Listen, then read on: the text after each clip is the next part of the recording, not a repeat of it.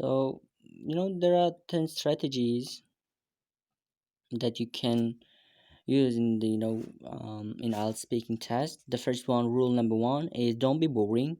And number two is describe and give details. Number three, develop and plus connect. And number four is how to prepare. And number five is what to expect from the test. And six, clear about how to the examiner will assess your level. Seven, learn how to plan for the part two. Three, language tips. Master the most of the useful words for the test and avoid common mistakes. Rule number one: don't be boring. The speaking model of the test is based on communication. Keep communication going. Whenever you talk to somebody, you like to have your questions answered fully, don't you? Don't you? Well, here is it is the same, except that you are the one answering questions. This time questions about yourself or the things that you've been experiencing. Give your point of view. Give your point of view. You need to be interesting. What would you like? Why? What would you like to study abroad, overseas? Um, how often? How often do you read the newspaper? Sometimes. Are you a student? Yes. Do you have a mobile phone? Of course. So be interesting. These answers are unexpected. Check rules 2 and 3, describe and develop. Don't be boring. Keep in mind that examiners are going to interview many students in one day. They don't want to ask they do not want to ask you why and how all the time.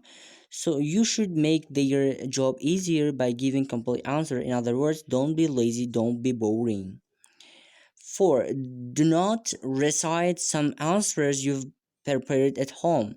That's just boring. At the examiner are trained to perceive it when a student repeats something by heart. They will try to think you if you are trying to recite. Be spontaneous. Plus, when you get to the Australia or America or whenever you are going to abroad, you won't be able to recite when you're talking about people. Study smart, practice smart. 5. Your voice can help sound interesting. English is lively, live, lively language with emphasis, stress on syllables and words. Use your voice to pass on your feelings. You can stress the important words to express emotions. This will make your speech sound more spontaneous and natural. I hate it because when students speak in very flat voice for sound every sound. Imagine someone saying the following sentence with a dull, a boring voice. What the shame! I like him because it is a very beautiful city. The beach is gorgeous and there are many parks too. The test is based on communication. I can't realize this is in fact enough. So interact the in the word interact there is the word act, which means you shouldn't be passive. Use body language too. Body language could help you to make things clear for a few questions. The Lawai might better understand if he literally sees what you mean. Don't be shy. Nowadays, too much shyness indicates a lack of confidence. Rule number two: describe and give details.